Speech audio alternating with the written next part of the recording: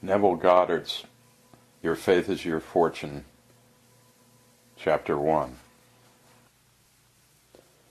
Man's faith in God is measured by his confidence in himself.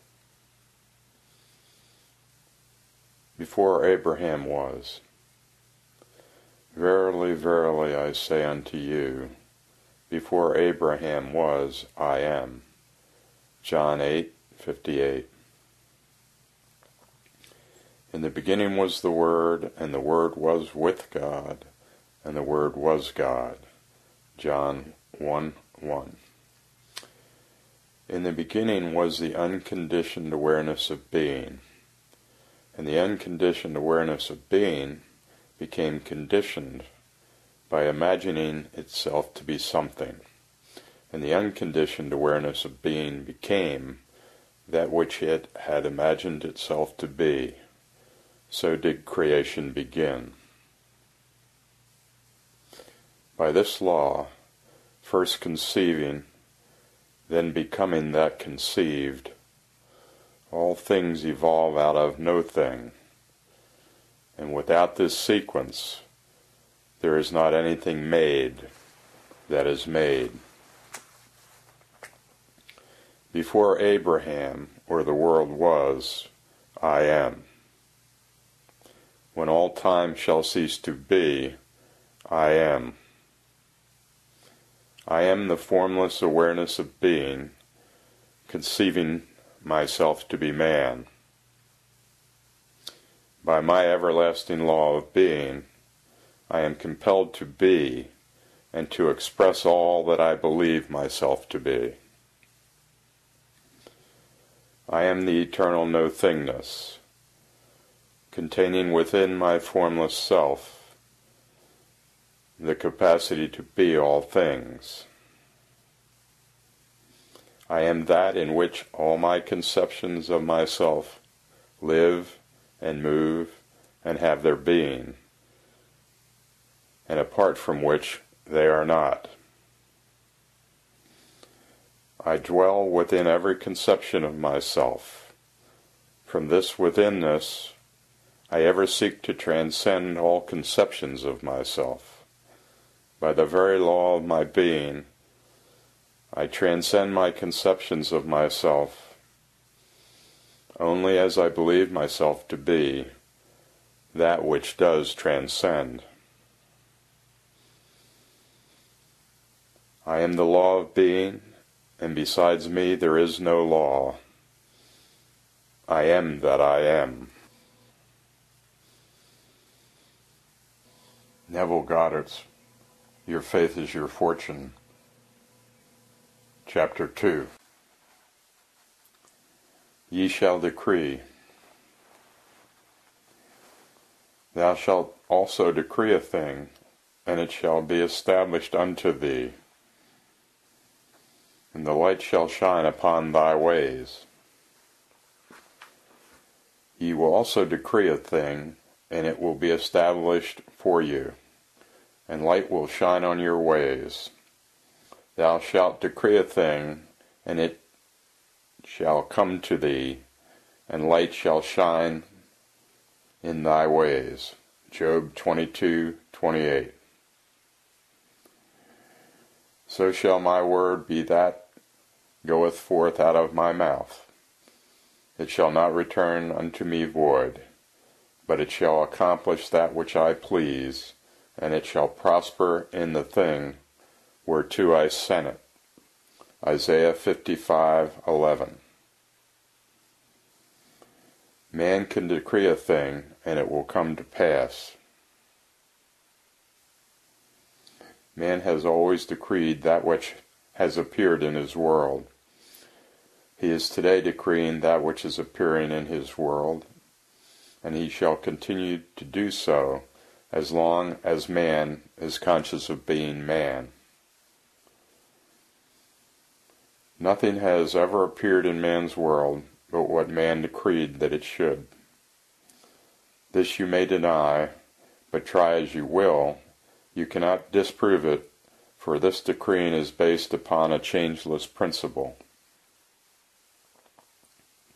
Man does not command things to appear by his words, which are, more often than not, a confession of his doubts and fears. Decreeing is ever done in consciousness. Every man automatically expresses that which he is conscious of being. Without effort or the use of words, at every moment of time, man is commanding himself to be and to possess that which he is conscious of being and possessing. This changeless principle of expression is dramatized in all the Bibles of the world. The writers of our sacred books were illumined mystics, past masters in the art of psychology. In telling the story of the soul, they personified this impersonal principle in the form of a historical document, both to preserve it and to hide it from the eyes of the uninitiated. Today, those to whom this great treasure has been entrusted, namely the priesthoods of the world, have forgotten that the Bibles are psychological dramas representing the consciousness of man. In their blind forgetfulness, they now teach their followers to worship its characters as men and women who actually lived in time and space.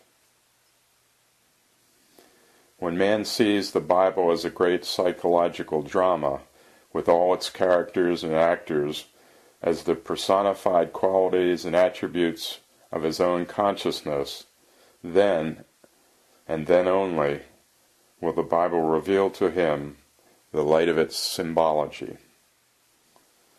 This impersonal principle of life, which made all things, is personified as God. The Lord God, creator of heaven and earth, is discovered to be man's awareness of being. If man were less bound by orthodoxy and more intuitively observant, he could not fail to notice in the reading of the Bibles that the awareness of being is revealed hundreds of times throughout this literature. To name a few, I am has sent me unto you. Exodus 3:14. Be still and know that I am God. Psalms 46:10. I am the Lord, and there is no other God. I am the Lord, and there is none else. There is no God beside me. Isaiah 45:5. I am the Lord your God, and there is no other. Joel 2:27. I am the shepherd. I am the good shepherd. The good shepherd giveth his life for the sheep. John 10:11. I am the good shepherd, and know my sheep, and am known of mine. John 10:14. I am the door. I am the door. By me if any man enter in, he shall be saved, and shall go in and out, and find pasture. John 10:9. Verily, verily, I say unto you, I am the door of the sheep. John 10:7. I am the resurrection and the life. John 11:25.